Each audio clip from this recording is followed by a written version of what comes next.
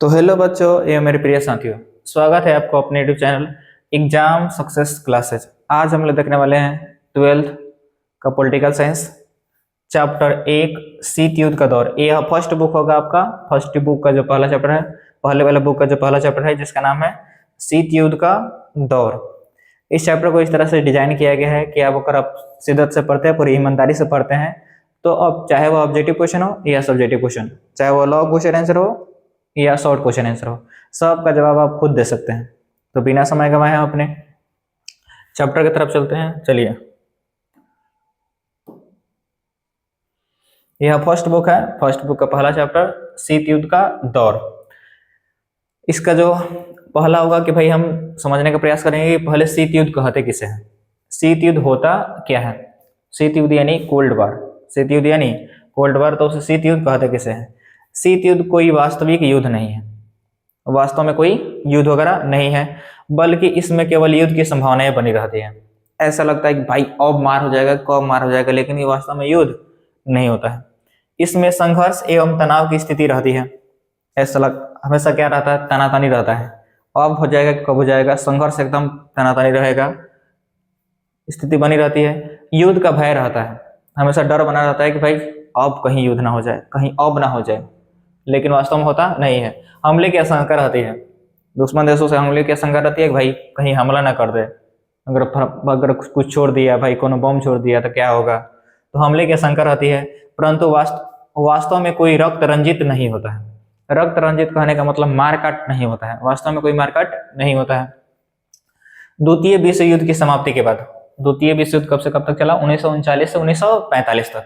तो द्वितीय विश्व युद्ध की समाप्ति के बाद आगे आपको मिलेगा, भाई देखा है यहाँ मिलेगा, द्वितीय विश्व युद्ध जो चली थी वो 1939 से 1945 तक चली थी। तो द्वितीय विश्व युद्ध की समाप्ति के बाद सोवियत संघ के विघटन तक, सोवियत संघ का विघटन हुआ था 1991 में, इसको भी याद रखिएगा, आगे मिलेगा। लेकिन सोवियत संघ के विघटन तक अमेरिका और सोवियत संघ के बीच तनावपूर्ण स्थिति को ही कथी कहा जाता है, शीत युद्ध की संज्ञा दी जाती है। जैसे ही द्वितीय विश्व युद्ध स्टार्ट हुआ 1945 में, उसके बाद सोवियत संघ, रूस और अमेरिका के बीच तनाव की स्थिति हमेशा बनी रहती थी। अब लगता था कि भाई अब युद्ध हो जाएगा, कि कब युद्ध हो जाएगा, क्योंकि उस समय विश्व में दो ही महाशक्तियां थी, एक सोवियत संघ रूस और दूसरा था अमेरिका, और उन्हीं के बीच में जो तनाव की स्थिति बनी हुई थी उसे ही हम लोग कथी की संज्ञा देते हैं, शीत युद्ध की संज्ञा देते हैं। चलिए, शुरू होने का कारण क्या था, जो शीत युद्ध शुरू हुआ उसका कारण क्या था। यहाँ से थोड़ा सा मिस्टेक होगा, शुरू होने का कारण क्या था, जो शीत युद्ध स्टार्ट हुई उसका कारण क्या था। तो देखिए, उसमें बहुत सारे कारण दिए गए हैं, जिसमें दिया गया है पहला, महाशक्ति बनने की होड़, महाशक्ति बनने की होड़, चाहे वो सोवियत संघ रूस हो या अमेरिका हो, अपने आप को बनाना चाहते थे वे महाशक्तिशाली। इस विश्व में अगर कोई शक्तिशाली देश है तो अमेरिका चाहता था कि हम बने, रूस चाहता था हम बने। भाई विश्व में कोई शक्तिशाली देश एक ही ना रहेगा, दोनों बनने के लिए क्या था, उतारो था कि हम शक्तिशाली रहेंगे तो हम शक्तिशाली रहेंगे। इसके लिए हथियारों की होड़, दोनों आदमी क्या बनाते थे, हथियार। दोनों देशों ने ताबड़तोड़ धाए हथियार बनाना कर दिया, शुरू कर दिया। प्रतिस्पर्धा दोनों के बीच में था ही, विचारों की लड़ाई। एक था भाई पूंजीवादी, दूसरा था साम्यवादी। पूंजीवादी गुटों का जो नेतृत्व कर रहे थे वह अमेरिका कर रहा था, और साम्यवादी गुटों का नेतृत्व रूस कर रहा था। तो विचारों का युद्ध भी था। वर्चस्व बनाने की होड़, वर्चस्व का मतलब होता है दबदबा, दबदबा था, दबदबा है, दबदबा बना रहेगा। तो दबदबा बनाने की होड़ भी थी उन लोगों के बीच में। वो चाहते भाई हमारा विश्व में अगर किसी का दबदबा रहेगा तो हमारा रहेगा, हमारा नहीं बल्कि अमेरिका वाला चाहता था कि हमारा रहे, रूस वाला चाहता था हमारा रहे। पहला विश्व युद्ध समझ लिए, पहला विश्व युद्ध जो चला था 1914 से 1918 तक, 4 वर्षों के लिए। दूसरा विश्व युद्ध 1939 से 1945, यह चली थी। जो विश्व युद्ध हुए थे वह मित्र राष्ट्र और धुरी राष्ट्र के बीच हुआ था। मित्र राष्ट्र और धुरी राष्ट्र के बीच, मित्र राष्ट्र में शामिल देश अमेरिका, फ्रांस, ब्रिटेन, सोवियत संघ। मित्र राष्ट्र में शामिल देशों अमेरिका हो गया आपका, फ्रांस हो गया, ब्रिटेन हो गया और सोवियत संघ हो गया। धुरी राष्ट्र में Germany, Japan, Italy, Germany, Japan, Italy. शीत युद्ध के दौरान जो पूरा विश्व था वह 2 गुटों में बटा हुआ था, जिसमें एक पश्चिमी गुट और दूसरा पूर्वी गुट। चलिए, तब पश्चिमी गुटों का नेतृत्व सोवियत संघ रूस, पूर्वी गुटों का नेतृत्व सोवियत संघ रूस और पश्चिमी गुटों का नेतृत्व अमेरिका कर रहे थे। चलिए, 2 ध्रुवीय विश्व का आरंभ, दो ध्रुवीय विश्व से आप क्या समझते हैं? जो शीत युद्ध के दौरान जो दो महाशक्तियां थी, जो जितने भी देश थे वह दो गुटों में बटे हुए थे, पूंजीवादी गुट और साम्यवादी गुट। पूंजीवादी गुटों का नेतृत्व अमेरिका, साम्यवादी गुटों का नेतृत्व रूस। इसे ही कहा गया दो ध्रुवीय विश्व। इसके बारे में तो समझ लीजिए। दो महाशक्तियों ने विश्व के अलग अलग हिस्सों पर दो महाशक्तियों ने विश्व के अलग अलग हिस्सों पर अपना प्रभाव बढ़ाना शुरू कर दिया कि हमारा प्रभाव रहेगा, हमारा प्रभाव रहेगा। यहीं से दो ध्रुवीयता की शुरुआत हो चुकी थी। भाई दोनों चाहते थे कि भाई कुछ देश जो थे वह पूंजीवादी गुटों में शामिल थे, कुछ जो देश थे वह साम्यवादी गुटों में शामिल थे। तो इस तरह से जो पूरा विश्व था वह कितने गुटों में बढ़ चुका था? दो गुटों में बढ़ चुका था। दुनिया दो गुटों में बटी जा रही थी। बंटवारा यूरोप महादेश से शुरू होकर यूरोप महादेश से शुरू हुआ। बर्लिन की दीवार जो खींची गई थी, दो खेमों में बन गए, पूर्वी खेमा और पश्चिमी खेमा, पूर्वी गुट और पश्चिमी गुट। पूर्वी गुट का नेतृत्व सोवियत संघ, जिससे यूएसएसआर कहा जाता है, और पश्चिमी गुटों का नेतृत्व अमेरिका, यूएसए। छोटी अब बात यहाँ चल के आती है, यहाँ तक आपको समझ में आएगा कि दो ध्रुवीय विश्व में जो पूरा विश्व था कितने गुटों में बटा हुआ था? दो गुटों में बटा हुआ था। पहला था आपका पूर्वी गुट, दूसरा था आपका पश्चिमी गुट। पूर्वी गुटों का नेतृत्व सोवियत संघ रूस यानी यूएसएसआर, और पश्चिमी गुटों का नेतृत्व अमेरिका यानी यूएसए। छोटे देशों को महाशक्तियां शामिल क्यों कर महाशक्तियों में शामिल होने से क्या लाभ था? जो छोटे छोटे देश थे भाई, अमेरिका शक्तिशाली देश, बड़ा देश, रूस शक्तिशाली देश, बड़ा देश, तो उसमें छोटे छोटे देश शामिल क्यों होते थे? जैसे पश्चिमी गुटों का नेतृत्व, जैसे आपको पूंजीवादी गुटों का नेतृत्व अमेरिका कर रहा था, तो बहुत सारे जो देश थे वह पूंजीवादी गुट में जाके शामिल हुए, बहुत सारे जो देश थे वह साम्यवादी गुट में शामिल हुए। तो उनके शामिल होने के क्या लाभ हुआ करता था? लाभ क्या था उनको शामिल होने के लिए? देखिए, जो छोटे देश महाशक्तियों के में शामिल होते थे उनका पहला जो लाभ था सुरक्षा का वादा। जो शक्तियां थी वह वादा करती थी कि आप पर कोई आंच नहीं आएगा, आपकी सुरक्षा की जिम्मेदारी क्या है? मेरी है। जो शक्तिशाली जो देश थे वे कहते थे। आर्थिक मदद, उनको रुपया पैसा से भी मदद मिल जाता था। चलिए तीसरा कारण समझिए। तीसरा कारण था सैन्य सहायता। अगर कोई बाहरी देश उस पर उन पर आक्रमण करता था तो जो महाशक्तियां थी उनको सहायता प्रदान करती थी और हथियार भी प्रदान करती थी। अब हम लोग को समझना है क्यूबा मिसाइल संकट के बारे में। क्यूबा मिसाइल संकट क्या है? क्यूबा अमेरिका तट से लगा ये बहुत महत्वपूर्ण क्वेश्चन है कि क्यूबा मिसाइल संकट क्या है। इसको तो नहीं, सब सीधा से ध्यान में रख के पढ़िएगा। क्यूबा अमेरिका के तट से लगा एक छोटा सा देश, एक छोटा सा द्वीपीय देश है। द्वीपीय देश जो चारों ओर से समुद्र से घिरा होता है उसे क्या कहते हैं? द्वीप कहते हैं। चलिए, तो क्यूबा अमेरिका के तट से लगा एक छोटा सा द्वीपीय देश था, लेकिन क्यूबा की दोस्ती सोवियत संघ से थी। बगल में किसके था? अमेरिका से। दोस्ती किससे है? रूस से। भाई पड़ोसी तो है आपका, लेकिन दोस्त किसका है? दुश्मन का। वैसे ही लगाई।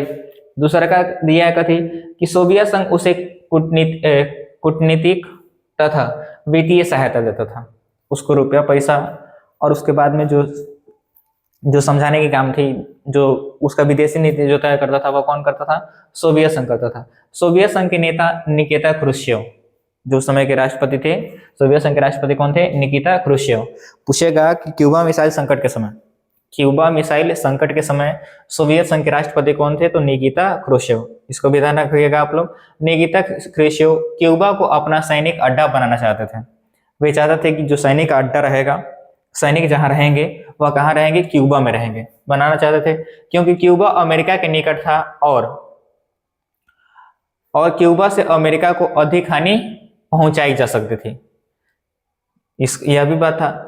चौथा दिया कथी 1962 में सोवियत संघ ने क्यूबा पर अपनी परमाणु मिसाइल तैनात कर दी। यहां बात जानने के लिए है क्या कि भाई सोवियत संघ रूस को लगा कि साथ तो मेरा दे रहा है क्यूबा, लेकिन है किसके पास? अमेरिका के साथ। तो उनको शक हुआ कथी, सोवियत संघ को शक हुआ कि कहीं अमेरिका उस पर क्या कर ले? कब्जा ना कर ले। कब्जा कर लेगा तो दिक्कत हो जाएगा। तो उसने पहले ही क्या कर दिया? वहां मिसाइल तैनात कर दिया। किसने मिसाइल तैनात किया? सोवियत संघ रूस ने। कहाँ तैनात किया? क्यूबा में। चलिए देखिए, समझिए। अब 1862 में सोवियत संघ ने क्यूबा पर अपनी परमाणु मिसाइल क्या कर दी? तैनात कर दी। इसकी खबर अमेरिका को 3 हफ्ते बाद चली। कितने हफ्ते बाद? 3 हफ्ते बाद चली। अमेरिका के राष्ट्रपति जॉन एफ कैनेडी थे उस समय। अमेरिका के राष्ट्रपति उस समय कौन थे? क्यूबा मिसाइल संकट के समय अमेरिका के राष्ट्रपति जॉन कैनेडी, जॉन कैनेडी। और सोवियत संघ के राष्ट्रपति निकिता क्रुश्चेव। ऐसा कुछ भी करने से हिचकिचा रहे थे जिससे दोनों के बीच युद्ध छिड़ जाए। वह भाई सोच समझ के कोई काम कर रहा था, क्योंकि सोवियत संघ रूस वहां पहले से क्या कर चुका था? परमाणु मिसाइल तैनात कर चुका था। और जो अमेरिका के राष्ट्रपति थे वे भी चुप रहते तो दिक्कत वाला बात, भाई दुश्मन बगल में आके बैठ चुका था, तो उनका भी काम, तो उनका भी फर्ज था कि कोई ना कोई एक्शन ले। तो एक्शन लेने से वह डर रहे थे कि भाई कहीं युद्ध ना हो जाए। अगर युद्ध होगा तो दोनों आदमी बर्बाद हो जाएंगे, साफा तबाह हो जाएगा, पूरा विश्व तबाह हो जाएगा। इसके चलते वह कुछ करने से हिचकिचा रहे थे, डर रहे थे कुछ करने से। क्योंकि अगर युद्ध होता है तो ज्यादा हानि किनको पहुंचाई जा सकती है? अमेरिका को पहुंच सकती है, क्योंकि क्यूबा जो है वह किसके नजदीक है? अमेरिका के नजदीक है। और रूस वहां कत्ल कर चुका है, पहले से मिसाइल क्या कर चुका है? तैनात कर चुका है। तो हानि किसको होगी ज्यादा? अमेरिका को होगी। अमेरिकी राष्ट्रपति को इस बात का विश्वास था कि निकिता क्रुश्चेव वहां से अपनी मिसाइल कत्ल कर लेंगे, हटा लेंगे। यहाँ हटाने का जिम्मेदारी नहीं था भाई, दोनों देश का होगा कि अगल बगल से क्या कर दिया? मिसाइल तैनात कर दिया। वहां से रूस वाला कर भी किया था, यहाँ से अमेरिका वाला भी कर दिया, दोनों मिसाइल तैनात। अब भाई पूरे विश्व में हाहाकार मच गया कि भाई अब युद्ध हो जाएगा कि कब युद्ध हो जाएगा। कैनेडी ने आदेश दिया कि अमेरिकी जंगी बेड़ों को आगे करके क्यूबा की तरफ जाने वाले सोवियत जहाजों को कत्ल किया जाए, रोका जाए। ऐसे समय में यह लगा कि युद्ध होकर रहेगा। अब ऐसी स्थिति ही उत्पन्न हो गई कि लगा कि भाई अब मानने वाला नहीं है, अब युद्ध होगा ही तो होगा। अब तृतीय विश्व युद्ध हुआ। दो तो हो चुका है, एक तो निपट चुका है 1914 से 18, दूसरा 1939 1945। अब जौन होगा 1962 में वो अब होगा तीसरा में पूरा तबाह हो जाएगा आदमी। अब ऐसे समय में स्थिति उत्पन्न हो गई कि अब लगा कि भाई युद्ध होगा, लेकिन ऐसा नहीं हुआ। दोनों ने युद्ध टालने का फैसला लिया और दुनिया ने कहती ली चैन की सांस ली। दुनिया के जो पूरे विश्व में देश थे उनका जो सांस था थमा हुआ था कि भाई अगर जो युद्ध हुआ ले मरेगा, सबको ले मरेगा, ये दोनों का पहला सब। लेकिन क्या हुआ कि दोनों ने बीच में समझौता किया और दोनों ने अपना जो परमाणु मिसाइल था वो कर लिया, वापस हटा लिया। कहाँ से? क्यूबा से हटा लिया। यह बहुत ही संवेदनशील समय था, इसलिए क्यूबा मिसाइल संकट को शीत युद्ध का चरम बिंदु माना जाता है। क्यूबा मिसाइल संकट को शीत युद्ध का कथी माना जाता है? चरम बिंदु माना जाता है। अब से क्वेश्चन ऑब्जेक्टिव पूछा जा सकता है कि क्यूबा मिसाइल संकट कब हुआ था? 1962 में। क्यूबा मिसाइल संकट के समय रूस के राष्ट्रपति कौन थे? निकिता क्रुश्चेव। क्यूबा मिसाइल संकट के समय रूस के राष्ट्रपति निकिता क्रुश्चेव। और क्यूबा मिसाइल संकट के समय अमेरिका के राष्ट्रपति तो जॉन कैनेडी। दोनों का क्या किया? समझौता से काम लिया, नहीं तो तृतीय विश्व युद्ध क्या हो चुका था? 1962 में क्या हो चुका था। क्यूबा मिसाइल संकट के समय यह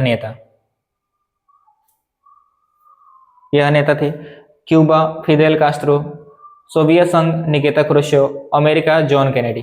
क्यूबा के जो राष्ट्रपति थे वह फिदेल कास्ट्रो थे। क्यूबा के राष्ट्रपति फिदेल कास्ट्रो, सोवियत संघ के राष्ट्रपति निकिता क्रुश्चेव और अमेरिका के राष्ट्रपति क्या थे? John F Kennedy. जापान पर परमाणु हमला, यह तो इतिहास में तो पीछे जाते हैं हम लोग। जब अमेरिका ने जापान के 2 शहरों पर परमाणु बम गिराया था।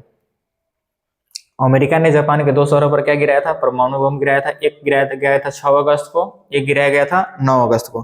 9 अगस्त 1945। 6 अगस्त को 9 अगस्त को 1945। 6 अगस्त को जो गिराया गया था वह हिरोशिमा में गिराया गया था, और जो 9 अगस्त को गिराया गया था वह कहाँ गिराया गया था? नागासाकी में गिराया गया था। 6 अगस्त हिरोशिमा, 9 अगस्त नागासाकी। कहाँ? दोनों शहर किसका है? जापान का दोनों शहर है। इस घटना के बाद अमेरिका की बहुत आलोचना हुई। भाई द्वितीय विश्व युद्ध में कहा हुआ था कि जापान खुद से आत्मसमर्पित कर चुका था कि हम युद्ध नहीं लड़ पाएंगे, हम उतने काबिल नहीं है कि युद्ध लड़ेंगे। लेकिन फिर भी अमेरिका द्वारा क्या गिराया गया? परमाणु बम गिराया गया, जिसके चलते क्या हुई? पूरे विश्व में किसकी जगह हंसाई हुई? अमेरिका की। लेकिन वो सोच रहा है कि बेइज्जती से डर है, डरना है, अपना तनी भी डरना है। इस घटना के बाद अमेरिका की बहुत आलोचना हुई थी। आलोचकों ने आलोचकों ने कहा कि जब जापान आत्मसमर्पण करने वाला था, कर चुका था, तो ऐसे समय में परमाणु हमला उचित नहीं था। आदमी खुद मर रहा है, मरने मरने पर हुआ, अंतिम सांस ले रहा है, ओकरा के मारला से कौन फायदा है। लेकिन वह किया था कौन? अमेरिका। अमेरिका ने हमले के पक्ष में तर्क दिया। अमेरिका ने कहा कि कुछ ना कुछ तो बहाना बनाएगा, तो बहाना कथी बनाया? अमेरिका ने कहा कि अमेरिका चाहता था कि दूसरा विश्व युद्ध जल्दी समाप्त हो जाए। जो युद्ध ये चल रहा है, द्वितीय विश्व युद्ध 1939 से 1945 वाला, ये कथी हो जाए? जल्दी खत्म हो जाए। अरे भाई, वो तो मर रहा है, तो फिर जल्दी मार रहा है, कौन मतलब? जल्दी खत्म हो जाए। आगे होने वाली जनहानि को क्या कर दिया जा सके, रोका जा सके, इसलिए अमेरिका ने क्या गिराया? परमाणु बम गिराया। अमेरिका का इस हमले से के पीछे उद्देश्य क्या था? जो अमेरिका परमाणु बम गिराया था जापान पे, पहले हिरोशिमा पर, दूसरा नागासाकी पर। हिरोशिमा 6 अगस्त 1945, नागासाकी पर 9 अगस्त 1945 को। तो इसके पीछे का उद्देश्य क्या था? वह भाई दिखाना चाहता था, देख लो हमरा से ना हो रही है, हम बहुत शक्तिशाली होती। देखिए, सोवियत संघ को अपनी ताकत और वर्चस्व दिखाने के लिए अमेरिका ने ऐसा किया था। जो उस समय उसका विपक्षी था, अमेरिका का विपक्षी कौन था? सोवियत संघ, रूस। तो उसको अपने ताकत का अंदाजा दिलाने के लिए कि भाई देखिए हम कितना ताकतवर है, हमसे ना जुड़ाइएगा, ना तो ना पा जाइएगा, हम ही रंगदार। तो ये सब बोलने वाला कौन था? अमेरिका था। सोवियत संघ को अपनी ताकत का वर्चस्व दिखाने के लिए अमेरिका ने ऐसा किया था। अवरोध से क्या अभिप्राय है? यहाँ कहने का मतलब होता है अवरोध से आप क्या समझते हैं, इसके बारे में समझिए। अवरोध होता क्या है? जब दोनों पक्ष बहुत ताकतवर हो और एक दूसरे को बहुत नुकसान पहुंचा सकते हैं, ऐसे में कोई भी पक्ष युद्ध का खतरा मोल लेना नहीं चाहेगा, चाहे वह अमेरिका हो या सोवियत संघ, रूस हो। दोनों किसी से कोई कम नहीं था, दोनों ही क्या थे? काफी शक्तिशाली थे। इस कारण कोई भी नहीं चाहता था क्या हो? युद्ध हो। अमेरिका और सोवियत संघ दोनों ही क्या थे? ताकतवर थे। इसी कारण दोनों के बीच युद्ध नहीं हुआ। नहीं तो एक कमजोर रहा था, एक काफी ताकतवर रहा था, तो कब का युद्ध हो चुका रहा था। अमेरिका कब का खा पकाया चुका रहा था। लेकिन अमेरिका भी उतना शक्तिशाली नहीं था। देखिए, जितना शक्तिशाली अमेरिका था, उससे थोड़ा ही बहुत कम क्या था? रूस शक्तिशाली था, जिसके कारण क्या हुआ? युद्ध नहीं हुआ। नहीं तो युद्ध होता। और विश्व के तीसरे युद्ध में से बचा रहा। दोनों ही शक्तिशाली थे, इस कारण क्या रहा? बचा रहा। नाटो के बारे में जानने का प्रयास करते हैं कि नाटो अब क्या था। नाटो का पूरा नाम North Atlantic Treaty Organisation, North Atlantic Treaty Organisation, उत्तरी अटलांटिक संधि संगठन, उत्तरी अटलांटिक संधि संगठन। यह नाटो का पूरा फुल फॉर्म, इसको याद रखिएगा। अति लघु उत्तरीय प्रश्न में 2 नंबर में आपका आ सकता है question. North Atlantic Treaty Organisation, उत्तरी अटलांटिक संधि संगठन, जिसकी स्थापना हुई थी 4 अप्रैल 1949 को। यह ऑब्जेक्टिव में आएगा ही आएगा, ध्यान में रखिएगा, नहीं तो समझिएगा भाई याद कर लिया, काफी समझेगा बात। देखो नहीं, अभी याद कर लो। 4 अप्रैल 1949 को किसकी स्थापना हुई थी? नाटो की स्थापना हुई थी। उद्देश्य क्या था? सभी सदस्य मिलजुल कर रहेंगे। इसमें जितने भी सदस्य होंगे वो क्या करेंगे? मिलजुल कर रहेंगे। वर्तमान में इनके सदस्यों की संख्या है 49।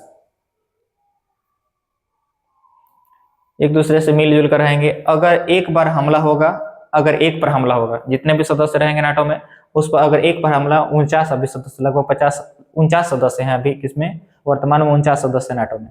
तो एक पर अगर हमला होगा तो उस पर पूरा मिलकर क्या करेगा? हमला करेगा। फिर मिलकर क्या होगा? मुकाबला करेंगे। सीटो क्या है? चाहे नाटो हो, सीटो हो, सेंटो हो, यह अमेरिका का सैन्य संगठन है। नाटो क्या है? एक सैन्य संगठन है। इसकी स्थापना किसके द्वारा की गई थी? किसके नेतृत्व में? अमेरिका के नेतृत्व में। नाटो समझ गए, इसकी स्थापना कब हुई थी? 4 अप्रैल 1949 को। सीटो के बारे में समझिए। सीटो का पूरा नाम South East Asia Treaty Organisation, South East Asia Treaty Organisation, दक्षिण पूर्व एशियाई संगठन, दक्षिण पूर्व एशियाई संगठन। इसकी स्थापना हुई थी 1954 में। इसकी सीटो की स्थापना कब हुई? 1954 में। उद्देश्य साम्यवादियों की विस्तारवादियों नीतियों से दक्षिण पूर्व एशियाई देशों की रक्षा करना। जो सोवियत संघ रूस का जो वर्चस्व बढ़ता जा रहा है उसको रोक लगाने के लिए किसकी स्थापना की गई थी? सीटो की स्थापना की गई थी। अब हम लोग सेंटो के बारे में समझते हैं। सेंटो का पूरा नाम Central Treaty Organisation, Central Treaty Organisation, Central Treaty Organisation, Central Treaty Organisation, इसका नाम होगा सेंटो का। सेंटो का पूरा नाम सेंट्रल ट्रीटी ऑर्गेनाइजेशन, केंद्रीय संधि संगठन, केंद्रीय संधि संगठन। इसकी स्थापना 1955 ईस्वी में। इसकी स्थापना कब हुई? 1955 ईस्वी में। इसका उद्देश्य क्या था भाई? सेंटो की जो स्थापना थी इसका उद्देश्य क्या था? सोवियत संघ को मध्य पूर्व में से दूर रखना। जो मध्य पूर्व एशिया में जो सोवियत संघ रूस का प्रभाव बढ़ रहा है, जो प्रभाव चल रहा है, उसको रोक लगाने का काम किसके द्वारा किया गया? सेंटो के द्वारा किया गया। साम्यवाद के प्रभाव को रोकना। सोवियत संघ ने 1975 में कौन सी संधि की? सोवियत संघ ने 1975 में एक संधि बनाई जिसका नाम क्या था? उसका नाम आपका होगा क्या? वर्षा संधि। क्या 1955 में किसकी स्थापना की गई? वर्षा संधि। पूछा जाएगा ऑब्जेक्टिव क्वेश्चन कि नाटो के विरुद्ध, नाटो के खिलाफ, चाहे नाटो का टक्कर देने के लिए, नाटो का टक्कर देने के लिए सोवियत संघ रूस ने कौन से संगठन का स्थापना किया था? कौन सी संधि बनाई थी? तो उसका नाम क्या था? वर्षा संधि। इसका उद्देश्य था नाटो में शामिल देशों का क्या करना? मुकाबला करना। नाटो में देशों का मुकाबला करना। महाशक्तियां छोटे देशों के साथ गठबंधन क्यों बनाती थी? जो महाशक्तियां है, चाहे वो अमेरिका हो, चाहे सोवियत संघ रूस हो, वह छोटे देशों के साथ अपना गठबंधन क्यों बनाती थी? इसके बारे में समझना है। महत्वपूर्ण संसाधन, छोटे देशों के पास में क्या था? महत्वपूर्ण संसाधन थे, बहुत सारे संसाधन उपलब्ध थे। खनिज होगा, बहुत सारे प्राकृतिक संसाधन है वह क्या थे? उपलब्ध थे। इस कारण भी क्या बनाते थे? गठबंधन करते थे। भू क्षेत्र, वहाँ क्षेत्र की कोई कमी नहीं थी, वहाँ आदमी क्या कर सकता था? सैनिक वहाँ क्या कर सकता था? सैनिक ठिकाना बना सकता था। इस कारण भी सैनिक ठिकानों के लिए, आर्थिक मदद के लिए, इस सब उद्देश्यों की पूर्ति के लिए क्या करते थे? महाशक्तियां छोटे देशों के साथ क्या करते थे? गठबंधन बनाते थे। बयान दिया गया है कि 1960 के दशक में दोनों महाशक्तियों ने किन संधियों पर हस्ताक्षर किया? 1960 के दशक में दोनों महाशक्ति कौन भाई? एक सोवियत संघ रूस, दूसरा अमेरिका। किन संधियों पर हस्ताक्षर किए? तो परमाणु परीक्षण प्रतिबंध संधि, कि भाई परमाणु परीक्षण नहीं किया जाएगा 1960 से पहले। चलिए अब हम लोग समझने का प्रयास करते हैं कि 1960 के दशक में दोनों महाशक्तियों ने किन संधियों पर हस्ताक्षर किया। जो उस समय जो शीत युद्ध के दौरान दो महाशक्तियां थी, चाहे वो सोवियत संघ रूस हो या संयुक्त राष्ट्र अमेरिका हो, तो उन्होंने किन संधियों पर हस्ताक्षर किया? देखिए, जो पहली संधि उन्होंने हस्ताक्षर की थी परमाणु परीक्षण प्रतिबंध संधि, कि परमाणु बम का परीक्षण अब कोई भी देश नहीं करेगा। जो 1960 के पहले परमाणु परीक्षण कर चुका है, जो परमाणु संपन्न है, उनके पास परमाणु बम रहेगा, दूसरा देश परमाणु बम नहीं बना सकता। ये तो भेदभाव हो गया। तो इसलिए भारत इस भेदभावपूर्ण मानकर इस पर हस्ताक्षर नहीं किया है।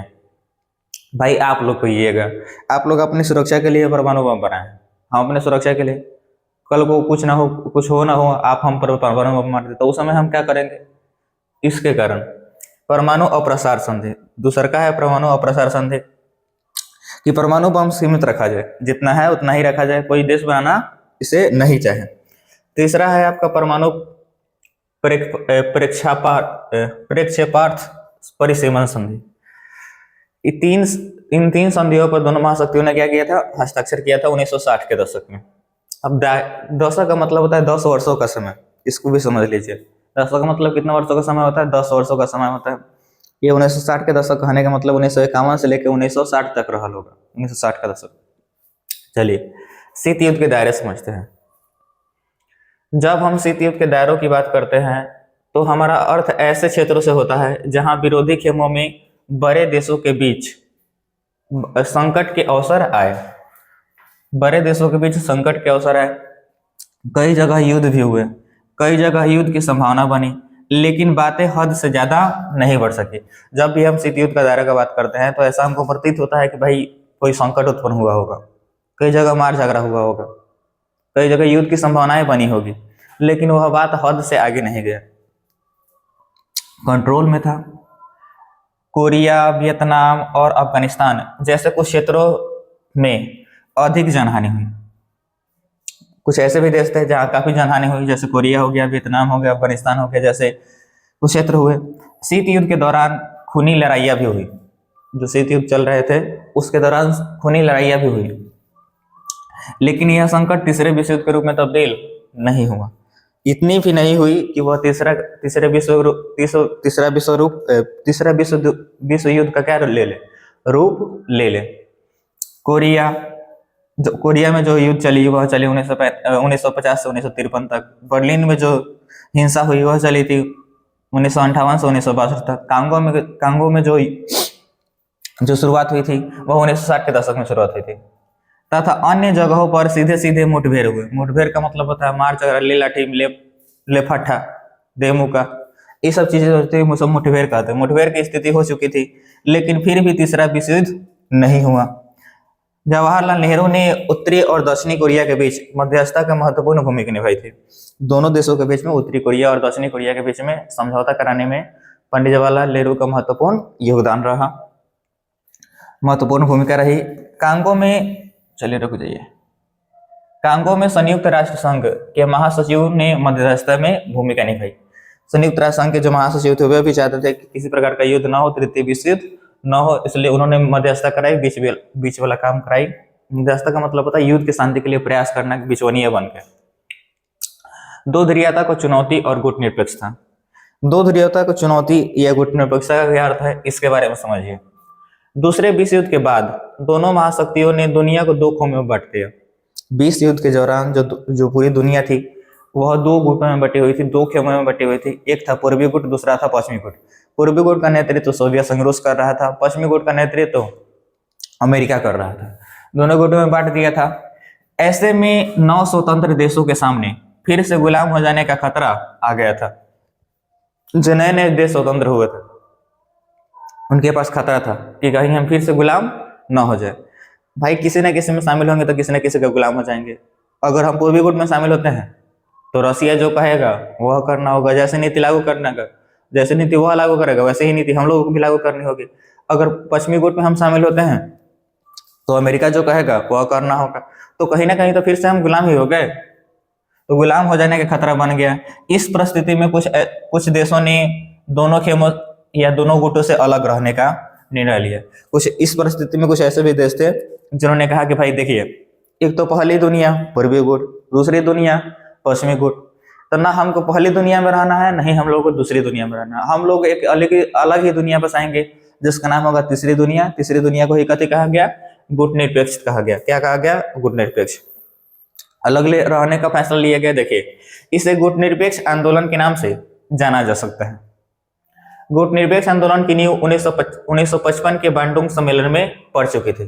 तो गुटनिरपेक्षता की जो नींव रखी गई थी कि भाई एक अलग ही दुनिया बसेगा जहां स्वतंत्र राजनीति होगी, स्वतंत्र विदेश नीति होगा।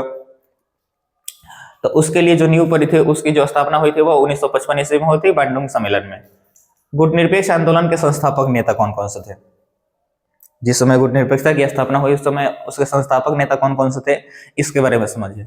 यूगोस्लाविया से थे जोसेफ राज टिटो, भारत से पंडित जवाहरलाल नेहरू, मिस्र से गमाल अब्दुल नासिर, इंडोनेशिया से सुकर्नो और घाना से थे वामे एनक्रोमा। ये प्रमुख क्या थे, गुटनिरपेक्ष आंदोलन के क्या थे, संस्थापक थे। इसके बाद चलिए देखिए, बहुत इंपॉर्टेंट है, गुटनिरपेक्ष आंदोलन का पहला सम्मेलन कहाँ हुआ था? तो गुटनिरपेक्ष आंदोलन का जो पहला सम्मेलन हुआ था वह बेलग्रेड में हुआ था 1961 ईस्वी में। याद रखिएगा ही रखिएगा, काहे कि 2 नंबर आपके यहाँ से फिक्स है ऑब्जेक्टिव के लिए। पहला तो होगा कि गुटनिरपेक्ष आंदोलन का पहला सम्मेलन कब हुआ था? तो 1961 ईस्वी में। कहाँ हुआ था? तो बेलग्रेड में। दूसरा, इसमें 25 देश शामिल थे, 25 सदस्य देश क्या थे, शामिल थे। अब चलिए गुटनिरपेक्ष आंदोलन का 14वां जो सम्मेलन हुआ था इसके बारे में समझिए। गुटनिरपेक्ष आंदोलन का 14वां सम्मेलन 2006 ईस्वी में हवाना में हुआ था। हवाना कहाँ है?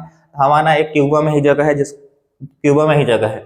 इसमें 116 सदस्य देश ने भाग लिया था और 15 पर्यवेक्षक देश है। 15 पर्यवेक्षक देश होने का मतलब 15 देख रेख करने वाले देश थे कि भाई कैसे सम्मेलन हो रहा है, कोई दिक्कत परेशानी तो नहीं है। गुटनिरपेक्ष आंदोलन से भारत को क्या लाभ हुआ? जैसे गुटनिरपेक्षता के संस्थापक में पंडित जवाहरलाल नेहरू भी थे, तो जैसे गुटनिरपेक्षता की स्थापना हुई तो भारत को उससे क्या लाभ हुआ, इसके बारे में जानना होगा। देखिए, भारत अंतर्राष्ट्रीय फैसले स्वतंत्र होकर अपने हित में ले पाया। सबसे पहला उसको लाभ हुआ कभी कि अपना वह विदेश नीति और अपना फैसला अंतर्राष्ट्रीय जगत में वह खुद से ले पाया, किसी के अधीन रहकर नहीं लिया। भारत दोबारा से गुलाम होने से बच गया। वह दोबारा किसी के गुलाम नहीं होना चाहता था। जैसे किसी भी ना किसी गुट में अगर हम शामिल होते तो कहीं ना कहीं उसके अधीन रहना पड़ता, तो कहीं ना कहीं तो गुलाम ही बन जाते ना। भारत हमेशा ऐसी स्थिति में रहा, अगर कोई एक महाशक्ति उसके खिलाफ हो जाए तो वह दूसरी महाशक्ति के करीब जा सकता था। भारत की विदेश नीति ऐसी रही कि अगर अमेरिका दुश्मन बनता है तो रूस के साथ चला जाएगा, अगर रूस दुश्मन बनता है तो अमेरिका के साथ चला जाएगा। ऐसी स्थिति में था। भारत किसी से बिगाड़ कर नहीं रखा था, अपनी संप्रभुता को बरकरार रखा। संप्रभुता मतलब जो स्वतंत्रता थी, जो लोगों को अधिकार दिए गए थे, वह संप्रभुता बरकरार रही। न कोई देश आक्रमण किया, किसी भी देश की कोई भी परेशानी नहीं हुई। भारत की गुट निरपेक्षता नीति की आलोचना। भारत की गुट निरपेक्षता नीति की आलोचना, जैसे पंडित जवाहरलाल नेहरू ने गुट निरपेक्ष आंदोलन की जब शुरुआत की तो उनको आलोचना करने वाले लोग, उनको नीचा दिखाने वाले लोग, उनको बुरा भला कहने वाले लोग बहुत सारे थे। उनको ही कहा जाता है आलोचक। अब उसमें क्या दिक्कत था भाई, चलिए देखिए। आलोचकों का मानना है कि भारत गुट निरपेक्ष नीति सिद्धांत विहीन है, कोई गुट निरपेक्षता नीति का पालन नहीं कर रहा है, नौटंकी कर रहा है, ऐसा कैसा आलोचकों का मानना था। भारत अपने राष्ट्रीय हितों को साधने के लिए महत्वपूर्ण अंतर्राष्ट्रीय फैसले लेने से बचता है। वह अपने हित के लिए महत्वपूर्ण अंतर्राष्ट्रीय फैसले लेने से क्या करता है, बचता है। जो पूरे विश्व में फैसले लेने चाहिए वह फैसला नहीं लेता है। भारत का व्यवहार स्थिर नहीं है। भारत एक जगह स्थिर नहीं है, कभी एक जगह की जगह कभी ओकरा जगह कैल रहता है। यह मानना था किनको, आलोचकों का मानना था। आलोचक कहते हैं कि 1971 में सोवियत संघ से मित्रता की संधि हुई थी, जो कि गुट निरपेक्षता की नीति के खिलाफ था। गुट निरपेक्षता की नीति का मतलब होता है किसी भी गुट में शामिल नहीं होना। लेकिन हम लोग ने 1971 में मजबूरी बस हम लोग सोवियत संघ से क्या किए थे, संधि किए थे। कुछ ने तो यहाँ तक कह दिया कि भारत सोवियत संघ में शामिल था और गुट निरपेक्षता का कथ्य कर रहा था, ढोंग कर रहा था। देखिए उस समय 1971 में जो युद्ध हुआ था बांग्लादेश को लेकर, पाकिस्तान से जो युद्ध हुआ था, उसमें पाकिस्तान की तरफ से अमेरिका आ गया था। तो अमेरिका हमारे खिलाफ खड़ा था। उस समय हम अमेरिका से नहीं टकरा सकते थे, अभी भी नहीं टकरा पाएंगे। लेकिन अभी कुछ हो गया है तो भाई चलिए कुछ देर तक तो सहेंगे, कुछ देर तक तो लड़ेंगे, लेकिन उस समय हम लोग इसका सामना नहीं कर सकते थे। तो भाई जब अमेरिका उसके खिलाफ, उसके सामने से खड़ा हो सकता है, उसके लिए, पाकिस्तान के लिए खड़ा हो सकता है, तो हम लोग देखे रूस को एक बार कि वो हमारे लिए क्यों नहीं खड़ा हो सकता है। तो रूस से संधि हुई, आया भी, सामने भी लड़ा, तब तो अमेरिका पीछे हट पाया, नहीं तो काम तमाम तो 1971 में ही हो गया था हम लोग का। नव अंतरराष्ट्रीय आर्थिक व्यवस्था से क्या अभिप्राय है। जो नई अंतरराष्ट्रीय आर्थिक व्यवस्था आई, आर्थिक नियम लागू किए गए, उसका क्या अभिप्राय है उसके बारे में समझिए। गुट निरपेक्ष आंदोलन में शामिल अधिकतर देशों को अल्प विकसित देशों का दर्जा मिला था। वह ज्यादा विकसित नहीं थे। जितने भी गुट निरपेक्ष सम्मेलन में देश शामिल थे वे ज्यादा विकसित नहीं थे, बहुत सारे कम विकसित थे। अभी क्या हुए थे, स्वतंत्र हुए तो कितना विकसित हो जाएंगे। यह देश गरीब और पिछड़े हुए थे। यह देश जो थे गरीब और पिछड़े हुए थे। इनके सामने मुख्य चुनौती आर्थिक विकास करना, अपनी जनता को गरीबी से निकालना। पहला चुनौती था आर्थिक विकास करना, दूसरा चुनौती हो गया गरीबों मतलब उनकी जनता को गरीबी से निकालना। बिना आर्थिक विकास के इनके सामने फिर से गुलाम हो जाने का खतरा था कि कहीं हम विकास करने जाए आर्थिक विकास के फेर में, रुपया पैसा कमाने के फेर में, और फिर से हम गुलाम न हो जाए, इसका भी खतरा बना हुआ था। इन देशों की सहायता के लिए नए अंतरराष्ट्रीय व्यवस्था की धारणा का जन्म हुआ था। 1972 में संयुक्त राष्ट्र संघ के व्यापार और विकास से संबंधित सम्मेलन हुआ था। उसके बाद में एक और सम्मेलन हुआ, संयुक्त राष्ट्र संघ के व्यापार और विकास सम्मेलन। इसमें एक रिपोर्ट छपी। इस रिपोर्ट में निम्नलिखित बातें कही गई थी। अब कौन कौन सी बातें थी देखिए। अल्प विकसित देशों का उनके प्राकृतिक संसाधनों पर पूरा नियंत्रण होगा। अगर किसी देश के पास में अगर उसका प्राकृतिक नियंत्रण है, खनिज है, संपदा है, कोयला है, कुछ भी है, तो वह उसका नियंत्रण उस पर उसका खुद वह किसी दूसरे के अधीन नहीं रहेगा, उसका उस पर कोई दूसरा कोई नियंत्रण नहीं कर सकता है, वह खुद उसका नियंत्रण करेगा। चाहे तो वह बेचे, चाहे भविष्य के लिए बचा के रखे, किस प्रकार से उपयोग करेगा वह वही जानेगा। दूसरी बात कही गई, इन देशों की पहुंच पश्चिमी देशों के बाजारों तक होगी। पश्चिमी देश मतलब यूरोपीय देशों तक होगी इनकी पहुंच। पश्चिमी देशों से मंगाई जा रही प्रौद्योगिकी यानी टेक्नोलॉजी की लागत कम होगी। अगर कोई सामान अगर मंगवाया जा रहा है तो उस पर लागत यानी टैक्स जो होगा, टैक्स वगैरह या कर वगैरह होगा, वह क्या होगा, कम होगा। अल्प विकसित देशों की अंतर्राष्ट्रीय आर्थिक संस्थाओं से भूमिका बढ़ाई जाएगी। जो अल्प विकसित देश है उससे क्या होगा, अंतर्राष्ट्रीय सम्मेलन क्या हो, अंतर्राष्ट्रीय आर्थिक संस्थाएं क्या हो जाएगी, बढ़ाई जाएगी, ताकि वो भी क्या कर सके, विकास कर सके। अब हम लोग को बात समझना है कि गुटनिरपेक्षता क्या था। गुटनिरपेक्षता के बारे में कहा गया कि गुटनिरपेक्षता ना तो पृथकवाद था। पृथकवाद का मतलब सबसे दुनियादारी से पूरा अलग रहना। तटस्थता का मतलब भी होता है एक किसी मुद्दे पर ना बोलना, तटस्थता कहलाता है। तो गुटनिरपेक्षता ना तो पृथकवाद है और ना ही तटस्थता है। कैसे? पृथकवाद का मतलब अपने अंतर्राष्ट्रीय मामलों से काट कर रखना होता है कि भाई विश्व में क्या हो रहा है उससे कोई मतलब नहीं है, कौन सा नियम लागू हुआ, कौन सा क्या हुआ, उससे कोई भी मतलब ना रहे, उससे अलग हट के चले तो उसे क्या कहा जाता है, पृथकवाद कहा जाता है। तो गुटनिरपेक्षता में तो ऐसा नहीं हुआ था।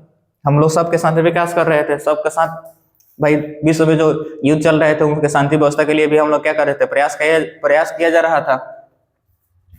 अब बोला है कि सन 1787 में अमेरिका में स्वतंत्रता की लड़ाई हुई थी और 1787 से 1914 तक अमेरिका ने अपने को अंतर्राष्ट्रीय मामलों से अलग रखा था। या अलग रहने का मतलब यहाँ पृथकवाद कहलाया, तो हम लोग पृथकवाद में भी नहीं थे। अमेरिका ने पृथकवाद की विदेश नीति अपनाई थी। इसे पृथकवाद की नीति कहते हैं, जबकि गुटनिरपेक्ष देशों ने कभी भी पृथकवाद की नीति नहीं अपनाई। वह सभी देशों के साथ मिलकर, पूरे विश्व के साथ मिलकर अपना विकास जारी रखा था। चलिए आगे समझते हैं।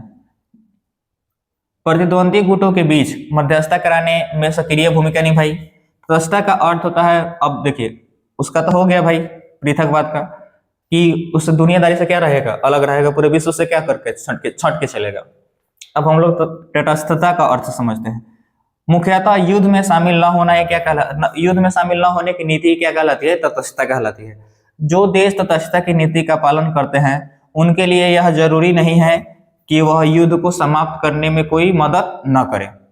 देखिए अगर विश्व में कोई दूसरा देश युद्ध कर रहा है तो भाई जान मतलब युद्ध हो रहा है तो होने दो, हमको कोई मतलब नहीं है, ऐसा मानने वाले लोग होते हैं, जो तटस्थता वाले लोग होते हैं, उनका मानना होता है। लेकिन हम लोग वैसे भी नहीं थे, ना तो हम लोग पृथकवाद में थे और ना ही तटस्थतावाद में थे। हम लोग क्या थे, गुटनिरपेक्ष थे। भाई हम स्वतंत्र रहेंगे, हमको जो गलत लगेगा कहेंगे कि हाँ ये आप गलत कर रहे हैं, अगर आप सही कीजिएगा तो हम कहेंगे कि आप सही कर रहे हैं। तो वैसे नीति वाले लोग हम लोग थे, वैसे नीति वाले थे गुटनिरपेक्षता वाले, कि वह युद्ध को समाप्त करने में कोई मदद ना करे। ऐसे देश ना तो युद्ध में शामिल होते थे और ना ही युद्ध के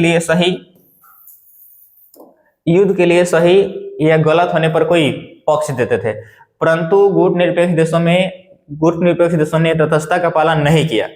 इन देशों ने युद्ध को टालने का प्रयास किया कि भाई युद्ध न हो, कोशिश किया जाता था कि भाई युद्ध न हो।